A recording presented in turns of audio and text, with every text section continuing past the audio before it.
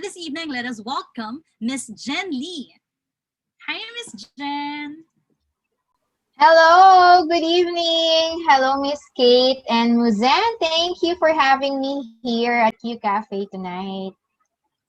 Yes, we're so excited to have you, Miss Jen, because definitely your topic, your expertise is something that I really believe that a lot of people will benefit from. Especially, marami pa rin sa ating mga gustong ikasal. Even though we have this special thing going on, di ba? Yes, tama. Wait lang, share ko lang lastly. Yon, teka lang ha. Yeah. Share ko lang yung live natin. Wow, thank you. Ayan. I'm actually so excited because I used to be a professional host, and when the pandemic hit, I stopped. Kasi I was scared to go out and really, this is something that is common nowadays. Ang daming mga events na nag-pause, na-cancel, nag-move on. Sayang, virtual events, dami. Yeah, I mean, Online virtual events. Mm-mm.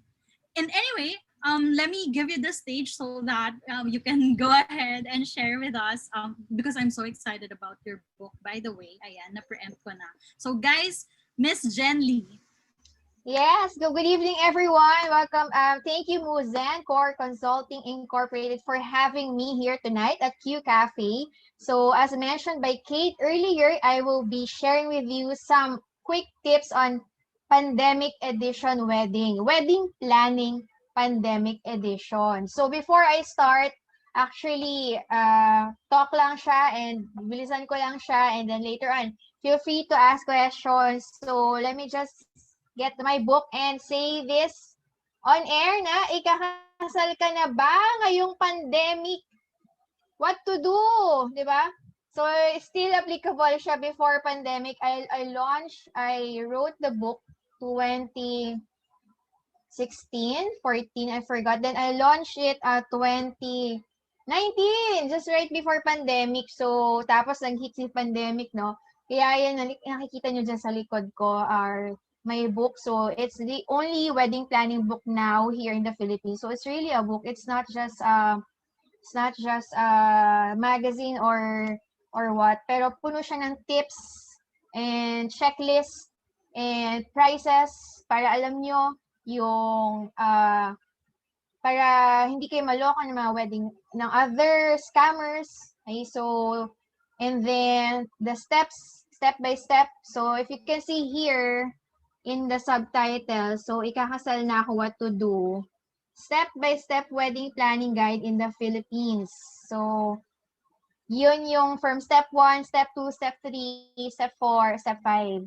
So, I created the book because last year, there was a time na sunod-sunod yung scam sa wedding.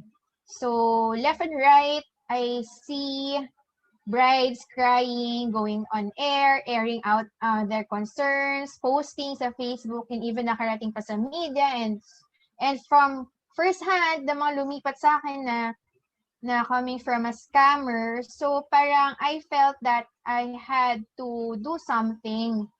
So I'm not just here in the wedding industry parang to serve my clients. Of course, given na our clients really serve it, we really serve them with all our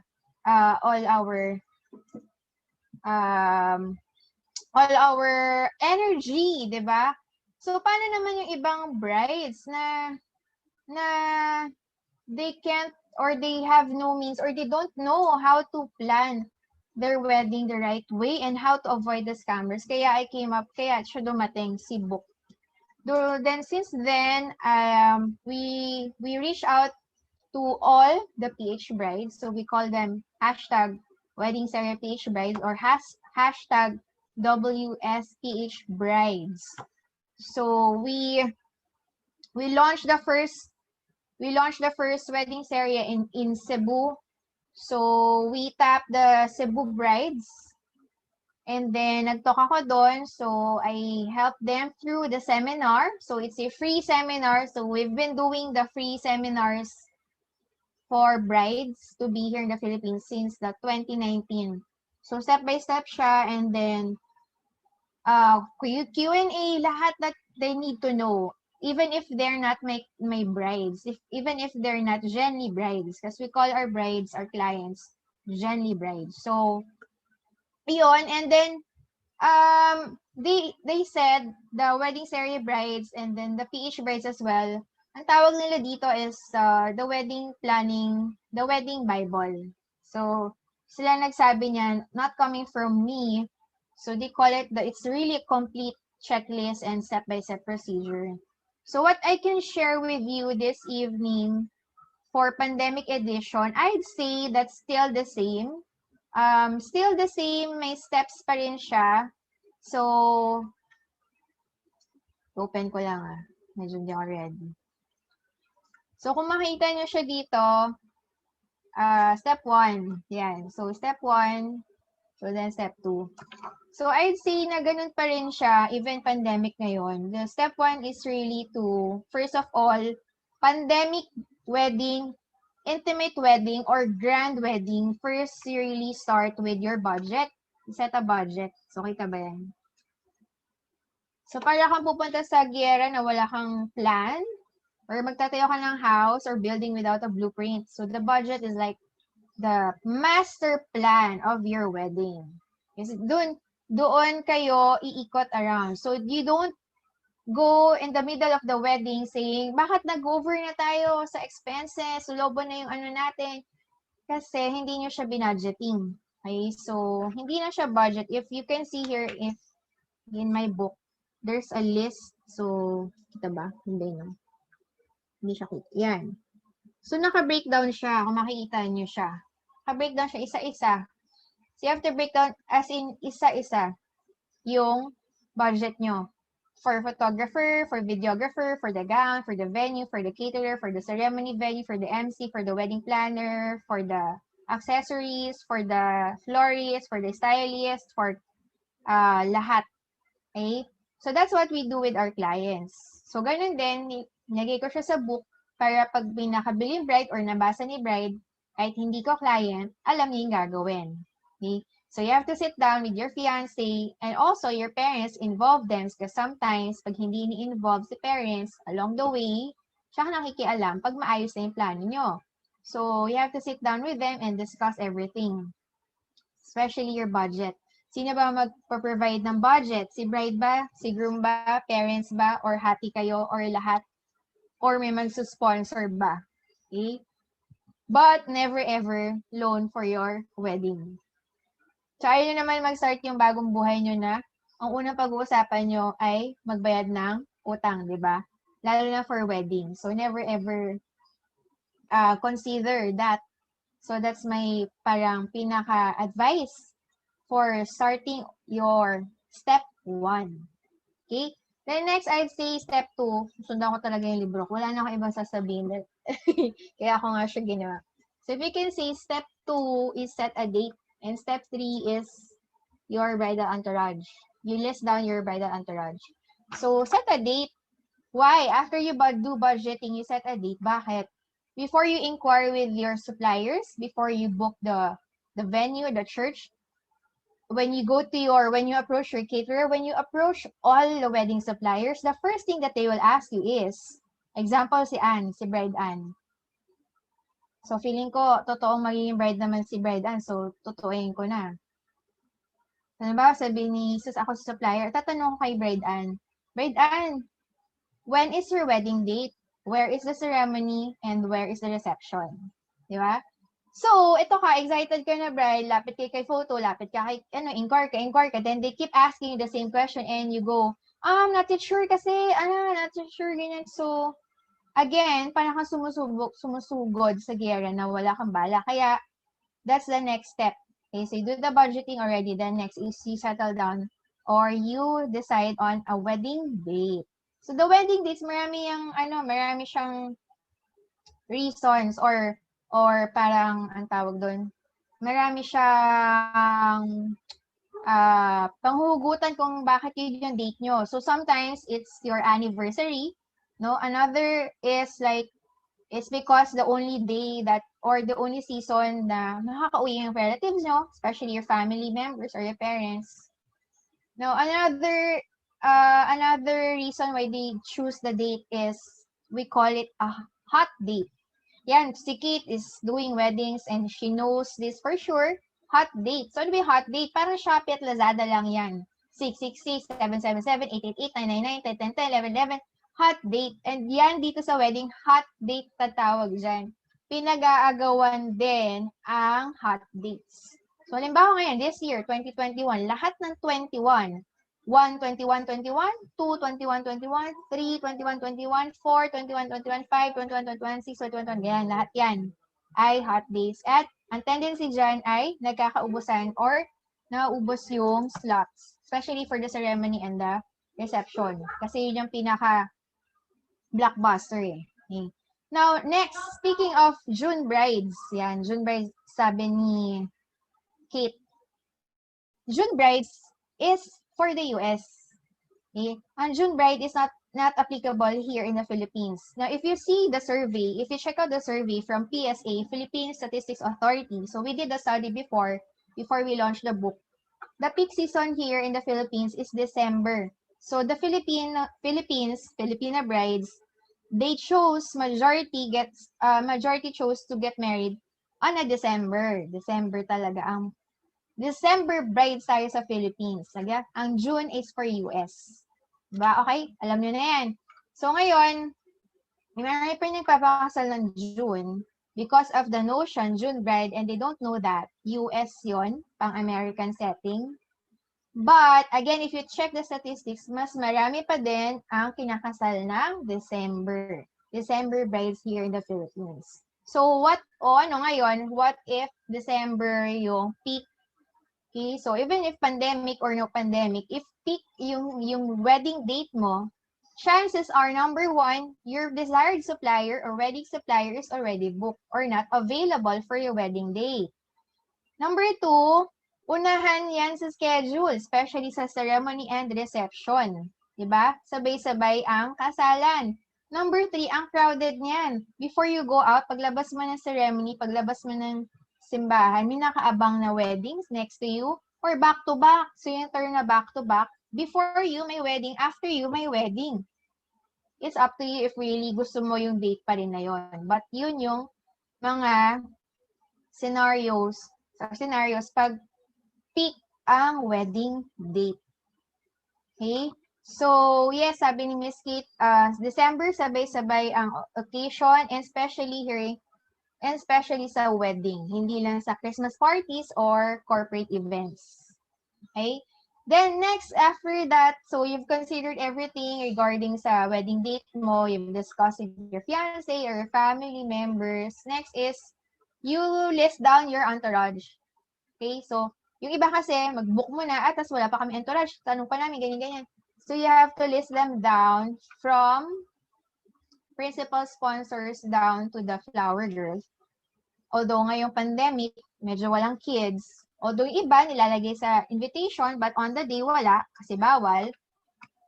So, aayusin nyo na siya. Especially ngayon, pandemic, kasi out of town, especially if out of country, di ba, bawal pa lumipad, medyo mahirap pa yung overseas. So, you need to inform them. Okay? But now, like we had usually in our virtual weddings, so we've been doing pala virtual weddings. We started last year. Our first virtual wedding was last June 2020, the peak of pandemic. So, we had our first virtual wedding. And since then, yung mga principal sponsors na hindi nakauwi dito sa Philippines, they attend and talagang nag-dress up sila sa virtual wedding. Okay? So, even if pandemic or no pandemic, you need to list down and prepare for your entourage. So, syempre ngayon, pandemic, mas tipid nga lang kasi hindi mo na kailangan patahian, diba? Mas konti yung gastos, diretso sa after ceremony or like sa ibang areas, bawal pa reception, so ceremony lang, mas tipid sila. Okay? But, after the pandemic or before pandemic, yung regular wedding, mas gagastosan nyo talaga sila for the gowns, for the flowers, for the makeup, sometimes even the accommodation, sometimes even the airfare. Yan. Okay? Nakikita ko ba yung question? Sorry curious lang ako pag sa live, kung makakita yung questions. But, so yun. So, we're down to, or next natin ay step 4. Yes. Ito madalas sinuhuli ng mga brides. Pero dapat hindi. The reflection. Saan ba siya? Hindi siya kita. Yan. Step 4 is your guest list. Yes, as early as wedding planning stage pa lang, you need to list down your guest list. So, if you can see here, sa side, it's a fill up the form template, yung book, hindi lang siya book.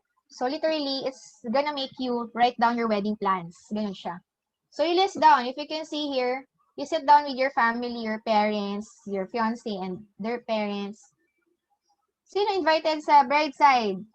Family, relatives, friends, office mates, neighbors, minsan, di ba? Sino invited sa groom side? List down. Head count, tapos do a head count.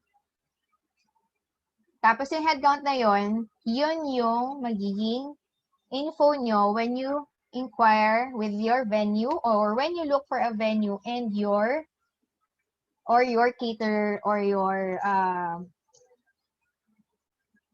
venue or caterer. Kasi again, when you approach or like example, yung iba, usually ibang bride, once they get anong tawag dito? Engage na ako. Okay, search kagad ng venue. Engage na ako. Search kagad ng caterer. Search kagad ng reception venue. Without even sitting down on or doing the step 1 or step 2. So ngayon, pupunta siya ngayon sa venue and then the venue will ask and the caterer will ask, how many is your guest list? Ilan po ang reservation nyo? Kasi usually, naka-package yan. So, halimbawa, ikaw, excited ka, hindi ka nag-step 1, hindi ka nag-step 2, hindi ka nag-step 3. So, ngayon, ginawa mo, nag-book ka, 100 packs. Biglang ECQ or whatever.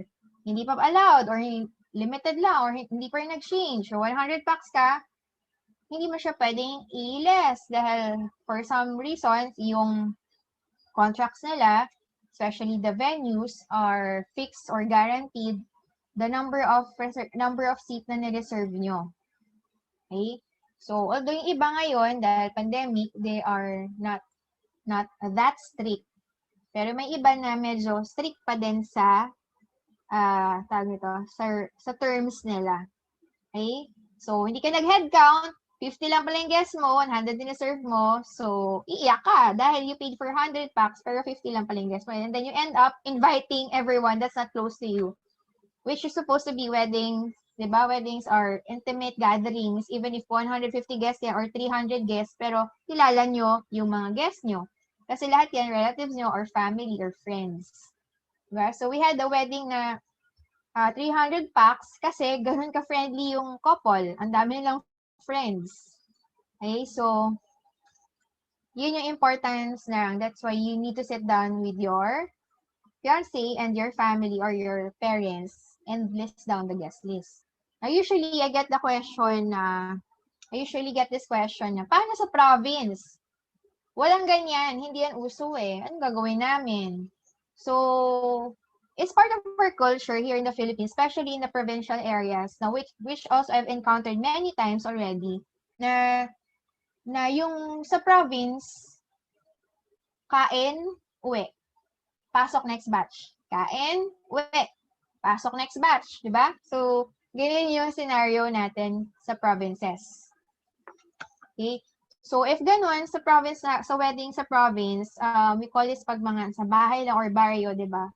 So, what yung magagawa? Because it's part of our culture. But usually, for the cities, pag ang wedding ay sa city, ano talaga yan? Reserved and guaranteed seats. Especially if hotels. Diba? Hotels naman, you can't just go in and out, eat and run, pasok next batch. Hindi naman siya ganun, diba? Okay, so, very applicable to, especially if you're getting married with a venue, events venue talaga, a hotel, especially here in Manila, or sa city talaga, na which they require a guaranteed packs. Okay? So, I hope clear yon sa both end na provincial and city wedding. And then, next is, ilang minutes na ako? Hindi ko alam. Anyway, next is, you have to decide on your color and motif. Yan. Color and motif. Parang, what? Kailangan, so yes, kung pansin nyo, hindi pa tayo nag-book ng wedding suppliers.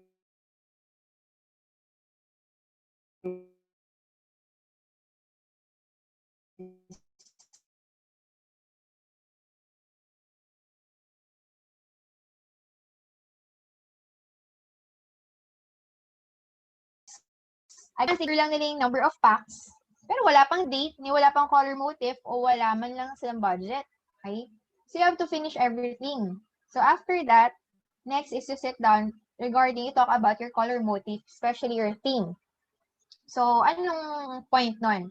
Kasi again, if you go to your wedding supplier, you inquire, again, they will ask you. Sa details pa lang, sa inquiry pa lang, they will ask you na even your color motif or theme. Minsan, sa contract, kailangan yan, required din yan, theme and color motif. Now, to avoid, diba, avoid the stress, pag sign mo ng contract, i-edit na naman kasi nagbago ka ng, ang tawag dito, ng theme mo kasi wala ka pa, hindi ka pa sure noon, or nag-change ka ng number of packs, mga ganyan, diba? That will be stressful on your part as a bride. That will be stressful.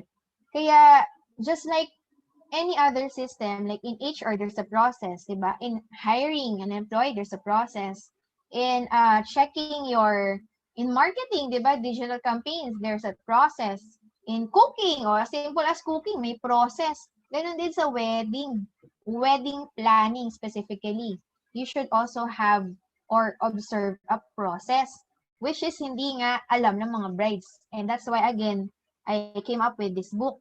So, and also I'm sharing here with you, and hopefully we have a bride viewer or viewers. So, and hopefully na sundan nyo siya. Kasi promise, if sundan nyo siya, magiging smooth. Hindi ganun ka-stress. Kumbaga hindi siya sabog. I use the term sabog. Hindi magiging sabog yung wedding planning mo. Planning pa lang, hindi pa wedding yan. Magiging relax and smooth yung wedding planning mo. Okay, so if you ask me, ba't mo alam? Kasi ginagawa namin ito sa brides namin with our clients sa Journey Events. We've been doing it since 2006. Kasi I started 2006. So, ganun ginagawa namin. May process siya, may flow siya, para hindi sabog, hindi siya magulo. Hindi yung, oo nga pala, ano nga pala. So lahat yan may, siya. May system. Kumbaga, ganun din sa wedding planning. May system dapat kayo. Okay? So, next, of course, is, ito na yung inaantay ng mga brides. Finally, you book your wedding suppliers. So, if you can see step 7, suppliers, it's time to book your wedding suppliers. Now, it says here in my book, every girl dreams of a beautiful wedding. Yes. If you want to have a beautiful wedding, choose your wedding suppliers wisely. Divine intervention is the best decision. The best wedding suppliers are in heaven sent. So, yun yung number 1 first advice ko for all the brides. Why? I've seen many brides cry because of their wedding suppliers. I've seen many brides curse their wedding suppliers. I've seen many brides cry because naloko sila, scam sila. Yung supposedly your hard-earned money that you saved up for your wedding day ay inuwi lang ng isang scammer, diba? No 1, 2, 3, kumbaga. So yes, kahit ngayong pandemic, lalo na mas maraming scammers. Even before pandemic, mas marami na rin scammers. I had brides who run to me because their wedding planner got their money. So, initially, yung 500K or 1M nila na budget, nag-downgrade na sila because natanga yung money nila, which is sad, diba? But they really want to pursue with the wedding. So, diba, they had to sacrifice from this level ng wedding down to this. Matuloy lang yung wedding nila. Okay? Marami pa. I'm sure marami kayo naririnig na stories and nakita sa TV or sa Facebook or sa YouTube or where else. And it's all true. And again, from experience, may makilala rin ako na hindi sila scammer. May makilala akong wedding suppliers directly na kilala ko talaga. They're not scammers, but they are taking advantage of the clients. So that's another usapan. So let's just say they're very, ano ba? Hindi ko ang tawag sa term niya. But sabi natin unprofessional. Okay? So they're more of the money. Mas gusto nila yung money kaysa sa quality with their clients. Opportunista. Yun. Manloloko kumbaga. Ayun. Speaking of opportunista. O halimbawa, i-share ko na sa inyo. But I'll not name any suppliers. Lagot ako dito. So, may kilala ako before wedding planner. Okay, tago na lang natin siya sa pangalan. Tutututut. Ganon. So, to wedding planner na to, they got the photo video team at 50K, 50,000. Tapos, pinasa nila sa bride. Example, si bride si Anne. Pinasa kay bride ng 100K. O, diba? Ano masasabi niyo doon, guys? What's your reaction with that? Ano yun? Okay lang ba yun? 50K lang si photo video company, pero pinasa kay bride 100K. So, tumubo pa siya ng 50K. Wala siya ginagawa. Maraming ganun hindi na marami, sorry. But merong mga ganon.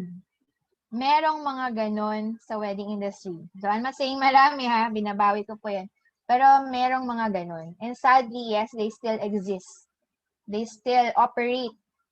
They're still taking advantage of these poor brides who have nothing or who don't know anything about the wedding industry. So again, that's why talagang create ko siya, and we're really tapping the Philippine market, the Filipina brides because of that. And I'm really sharing it with everyone para aware sila. So ngayon, after every seminar that I do, I talk, even before pandemic, mas na yung mga brides, mas sila ngayon, talagang they follow the steps. Then after that is they really check on the legitimacy and professionalism and the quality of the wedding supplier. So then my tawag nito, my advice always to them is to pray. To pray for the wedding supplier. Just like, di ba, the brides and the grooms. Diba, si Anne, exact. Si Anne lagi, sorry, si Anne lang nakita ko dito eh. Diba, si Anne, pinag-pray ba niya si groom or fiancé niya? Similarly, si groom ba niya or si fiancé, pinag-pray ba siya? Diba? So, ganun din, my advice to all the brides is to you pray for your wedding suppliers. Don't just book your wedding suppliers. Not because they're sikat. Don't just book them because, oh naman, I prayed for my groom and likewise. So yes, same with your wedding suppliers. Don't just pick them because they're on top. They're on the top of the list. Don't just pick them. Don't just get them because of their promo. Sayang yung promo. Don't just get them because they're ang sikat nila. Kaya, ganyan-ganyan. So again, you pray for your wedding suppliers before you book them. Okay? So I think overtime na ako and ang dami pa niya. Anyway, but if you want to know more, get in touch with us at Wedding Therapy. So to recap what I said, step 1 to step 7. Step 1 is to set your budget. Okay? Kuha niyo yung budget nyo. Step 2 is to set a wedding date. And then, step 3 is to list down your entourage. So you have to finalize that. Then step 4 is to create your guest list. Do a head count. Step 5 is, na-miss out ko pala, you give out save the dates, diba? Especially to your entourage. Step 6 is you do your color motif, finalize your theme and color motif kasi doon iikot lahat ng table, colors, yung flowers and all. And then lastly, book your wedding suppliers. So kung nabitin kayo doon, hindi ko lang alam paano. Meron tayong solusyon, Miss Jen Lee. If nabitin kayo, go ahead and purchase the book. Ayun. Ang best talaga na pwede yung gawin. Because I do believe that this wedding Bible, hindi naman to makukoin na wedding Bible if truly not, yung mga brides, hindi talaga to pinaniniwalaan. Ayan. Yep. Yes. Ready so na purchase. Actually, pinapamigay namin to sa wedding series. So, mag-join kayo sa wedding series group and alamin nyo kung paano kayo makakuha nitong copy. Yes. Especially if you're bride-to-bees, mas maganda talaga na sumali kayo sa mga groups. Actually, I think there's this group na correct me if I'm wrong, is it wow ba yun? Yung bawal ang Yep, supply? they're also a group. And so, yung group namin is similar, although mas marami lang kami activities for the brides. Yun, tama. Kasi nowadays talaga, yun ang goal natin is to really prepare for it. Alam ko marami sa mga brides natin, Miss Jen, mahilig mag-Google. Pero minsan, hindi sapat yan. You really have to hire experts, especially on the day of your wedding, to help you execute. Kasi alangan naman ikaw yung bride, tapos nagpo-phone call ka pa. Inaasikaso mo pa yung everything na behind the scenes for your wedding, diba? This is why we hire experts. Ayan. So, Miss Jan, I think we can now proceed to our Q&A. So, if may mga tanong po kayo, feel free to comment on our Facebook Live, or for those of you here on Zoom, you can put your comments sa ating chat. So, for our first question, Miss Jen, ako actually very interested ako sa question na to. Can you pull off a 1-month wedding preparation? And if ever, ano ba talaga yung ideal time to prepare for a wedding? So, in my 15 years of experience here in the industry, we've done a wedding 2 weeks. Yun ang pinaka-unforgettable shotgun wedding that we've done. 2 weeks. Pre-pandemic pa yan eh. Wow, sa 2 weeks. Yeah. Pero ideally kasi, before pandemic, ideally 1 year talaga. Actually, before pandemic, mga nag more than a year to 2 years ang planning. Especially for venues, di ba, Miss Jen, na mabilis ma-fully book? Like, let's say, Manila Cathedral, Yeah. years. 2 years ang pag-book noon. Yeah. Diba? Marami Oo. talaga, especially for churches sa Tagaytay. Yung mga destination weddings natin. There's really a lot to consider. But yeah. But, alam mo ba, ngayong pandemic, less than a week, naglilipatan ng venue, nagbabago ng iba talaga lahat. yung shit, no? Especially pa, ito, most of the weddings are e-weddings. Diba? Konti lang talaga yung intimate weddings. Talagang, yeah. This pandemic, parang we had weddings na tomorrow ng wedding, biglang bawal, so lipat ng venue. Yeah. Marami nga akong nakita on Facebook, ang amazing ng transformation ng mga garage nila. Diba? Diba? Diba? Alright. Yan ang eksena ngayon. So our next question here is, can you give us an idea of a budget to save for a wedding during pandemic? So ngayon na ganito ang sitwasyon natin, ideally, magkano yung pwede na budget na i-allot ng mga tao? I mean, siguro, let's also peg it at specific number of packs. Kung ilang guests. Let's say, 30, 50? Sige. So ngayon kasi like, I think ang status open na 30% sa NCR Plus. Something hindi ako very updated. But, example, bawal pa rin sa reception. So, ceremony lang. Like, our last wedding, ceremony lang siya. Walang reception. So, if you're going to spend for that, ceremony only with the preparation. So, you can play around 50K. Minimum ha, 50K. You can have your ceremony, intimate wedding na. So, like this coming week, next week, we have another intimate wedding ceremony ulit, 20 packs. 20 packs, ceremony only, the client spent, nasa ganun lang, almost 100K, lahat na. With the gown and photographer, photo video, cohort, florist, lahat for the preps and ceremony. Walang reception. Yes. Yun. Ayan, Miss Anne ha, mag-take note ka na kasi. Alam mo, ang daming take advantage ng pandemic dahil tipid. Sobra. I had a lot of friends na pinush nila yung mga weddings nila kasi mas maiintindihan ng mga guests na okay, hindi ako. Yeah, and may reason sila pat hindi mag-invite. Yun pa. Tapos syempre, some instances kasi, especially with extended family, diba? Kung invite mo si lola, invite sila auntie, invite sila ganito, ganyan. So, ikaw pa mismo nang sasagot ng sasakyan nila, and like that. So, ang laking tipid din talaga, in a way. Yes, maraming nagtitake advantage. Sabi dito, during this pandemic times, how many guests ba talaga ang allowed for church and reception? Ngayon po ba, ano na ba ang ruling natin ngayon? Kasi like, right Actually, now, it's per LGU kasi like sinabi NCR Plus, pero like sa sa QC hindi pa nag-operate yung isang venue, sa Pasig hindi pa nag-open yung isang venue, pero pero nasa NCR Plus sila, 'di ba? So, minsan it's more of the LGU, the local LGU and even the local church and even the local venue itself. Kanya-kanya na sila minsan ng protocol and and rules. Yes, totoo yan. Kasi minsan allowed naman ng local government pero mahigpit yung venue, diba? Yeah. Some venues po kasi talaga, diba? As in talagang they totally limited to like, let's say, 20 people lang. Kapag sinabing 20 na may mga mapilit na magsama ng bata, hindi talaga pinapayagan and stuff like that, diba? May alam akong venue, 30% ang allowed pero nag-operate 50%.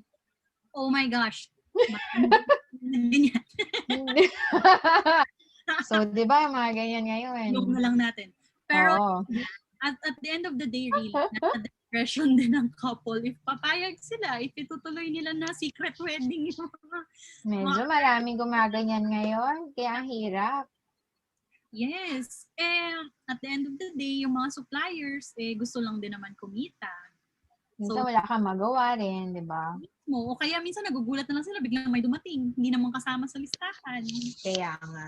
Right. So we also have a question here asking, would the couples nowadays and guests, required ba sila na magpa-swab o kaya magpa-rapid test? So, last wedding namin, wala. Next wedding namin, wala. Last month wedding meron. So, may venue, especially the hotels, they require. Merong clients that they themselves, they require for the guests and for the suppliers. But sometimes, na siya, again, kanya-kanyang na siya Kanya-kanyang discretion na siya. But, yan usually yung issue ngayon na pinag-aawayan nila Sino ba dapat mag-shoulder niyan? Okay? Diba? So, usually, ngayon, sadly, si client, shoulder niyan. Kahit, minsan, i-require ni hotel, example, i-require ni venue at 1.5, diba? Or at 2K requirement. Si couple or si client ang magbabayad for all.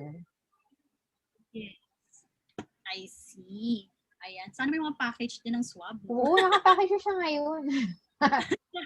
Grabe. Feeling ko, susunod na sa atin would be, hindi na swab yung requirement. May bakuna ka ba? Yeah, oo. Feeling ko yun na Because, I think, nasa ilang na rin tayo na naro-roll out na nababakunahan sa Pilipinas. Luckily, talagang ma-roll out na talaga siya sa entire country natin. Ayan. So, we have questions here regarding roles naman sa wedding. Since bawal ang mga bata, okay lang ba na adults ang papalit sa mga roles ng mga traditional roles natin? Like, let's say, ring bearer, Bible bearer, yung mga ganong stuff. Yeah, sabi ko, na-mention ko kanina earlier that sometimes they still put the kids invitation, pero on the day wala kasi bawal, diba? And then, ngayon kasi,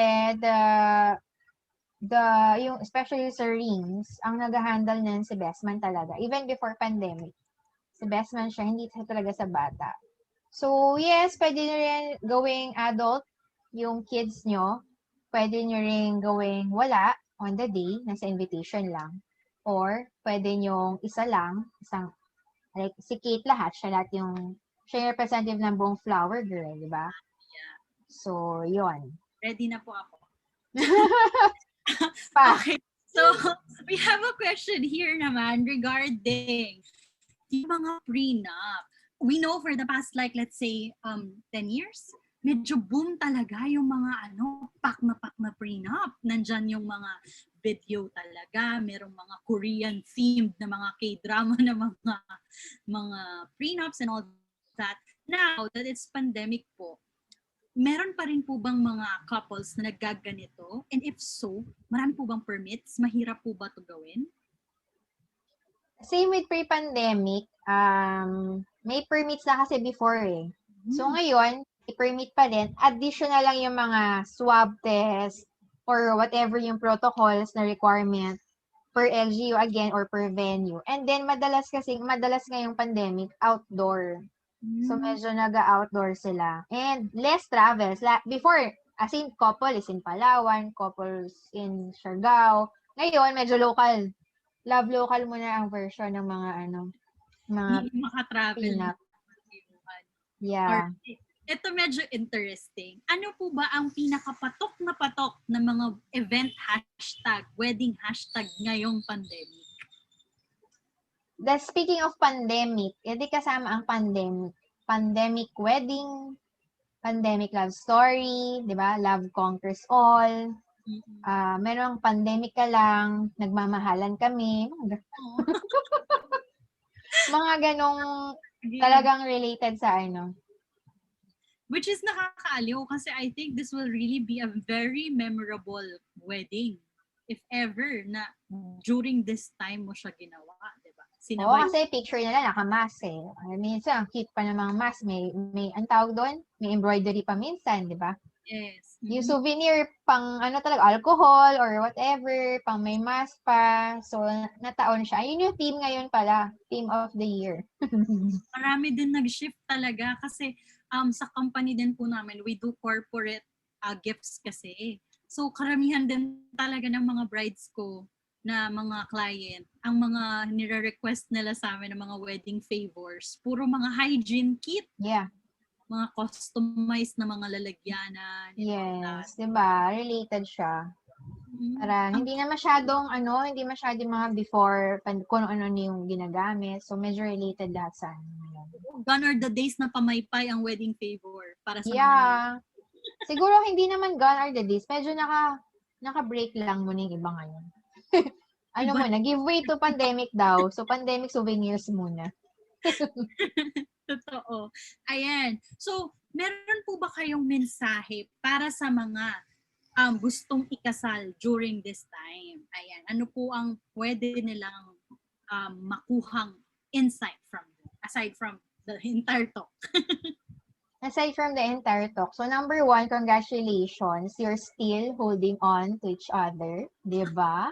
Napakahirap magplano ng kasal ngayon. Ako, may mga brides namin, mabali-baliw na sila. We had canceled weddings. Sadly, canceled because they cannot go on anymore mentally, financially, emotionally. Kaya they had to cancel their weddings.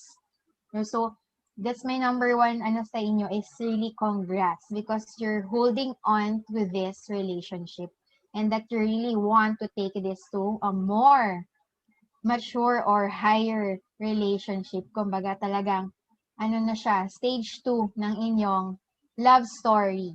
Okay? Then secondly, to all who are getting married or who are watching this or who will be watching this Facebook live, Can I just hindi lang siya promotion pero kasi it's really the one that I established is a community of brides. Sabi nga kagabi ng bride in interview ko, sobrang thankful siya with our communities. Our community is Wedding Serie PH. If you check it out, it's all about weddings. It's all about brides. It's all about wedding planning. So yung hashtag, yung namin doon, tagline namin doon is ano nga ba yung tagline namin? Nakalimutan ko. Natuto ka na, nanalo ka pa, kaya saan ka pa sa wedding series ka na. Be a happy bride, be a wedding series PH bride today. So basically, I really established wedding series along, of course, with this book. Ito yung number 1. Because we wanted to be part of your journey. So, we're here to be part of your wedding journey. So, sabi, mga brides namin dito na-relax. Hindi sila nasa-stress. We will also help you every Saturday. We have a free wedding planning seminar. As in, every Saturday. Kahit walang umattend, tuloy-tuloy lang yung seminar namin every Saturday for lahat ng brides. Plus, if you need wedding suppliers, we have also the virtual wedding expo happening this July 30, 31 and August 1. So, hindi mo kailangan mag-travel, hindi mo kailangan bumiyahe. Just dyan ka na sa bahay mo, you can search, you can check out, you can also book the wedding suppliers, diba? Ano so, po yung expo? Ano po? Ano po yung name ng expo? Wedding Serie, Expo Philippines 2021. So, 100% virtual siya. So, pag-search nyo basta Wedding Serie, and then, ang tawag namin doon is be a Wedding Serie PH bride. Yan yung sign namin. Hindi po Wolverine yan ah. Wedding Serie yan. So, ginawa siya namin kaya siya wedding, kasi wedding talaga siya. Series is parang we wanted to create a story. Parang kayo yung bida, let's highlight your story. We'll help you with your story. Parang allow us to be part of your journey, your wedding planning journey. Kaya, kaya siya wedding series. PH, kasi syempre PH brides. Ayan. I will be commenting the link of the group of Wedding Serie on our Facebook Live so you guys can check it out later. Or the page po, facebook.com/wedding-serie-page. Yun lang siya. Yes. Ayan. All right. So thank you so much, Miss Jen, for joining us this evening and sharing with us your insight regarding eto na nga, ikakasal na sila. Yes, kakasal na sila, ikakasal na ako, what to do. So para sa akin talaga, importante na if you're a bride, you really have what you call this experts who would discuss to you the pros and cons of everything and would really consult with you how to really maximize your budget and then really make you understand the things that you will have to do during the wedding. Kasi guys, believe it or not, it's not that easy. Akala ng lahat dahil kaya nilang i-google lahat, kaya nilang i-execute lahat. So those are the reasons why we hire wedding coordinators, why we hire hosts. Kasi we can't do it all talaga. Miss Jen, if ever, apart from your book being available on Wedding Serie, where can people purchase it? Just in case they would want to acquire one. Yes, so kung ikakasal ka na, what to do? Di mo na alam gawin sa buhay mo. This book is available nationwide. Even if you don't order from us, kasi we have nationwide distributors of this book. Actually, they're wedding planners all over the Philippines who are distributing the book. Plus, we're also in Lazada. Yung mga reseller namin, nagbebenta sa Lazada and Shopee. Although hindi po kami yun reseller po namin yun. So, pagbigyan nyo na po sila, syempre naghahanap buhay sila. Nice. Pwede pala ma-check out yan. Yes. And also, in Wedding Library in SM Mega Mall, meron kami doon sa shop. Alright. Ayan. So if you guys have no more questions. Wait lang, last na. Pero if you want a free copy of this, join kayo sa Wedding Serie PH. Tapos, alamin nyo doon paano. Kasi talagang pinapamigay namin siya. Really? Oh my gosh. Sige po, titignan ko na yan. Bilang ako na lang ang hindi pa ikinakasal sa pamilya. Always the host, never the bride. Joke! Pero may love life ka naman. Charot. Ka-live pala tayo. No? Ito na hot seat pala ako. Back to you, Kate. Ayan. Pero I think talaga, underrated talaga ang wedding coordinators. Kaya feeling ko now is the best time talaga to reach out to people like Miss Jenny. So I do hope you guys learned a lot from this session. And I hope for those of you who would want to review it, feel free to do so. Yung mga hashtag team replay natin dyan. Maraming salamat po for joining us this evening. And we'll see you again next week for another exciting segment here at Qcafe. I do hope we earned the privilege of your time tonight. So bye everyone. Have a great evening ahead. Bye. Thank you, Qcafe.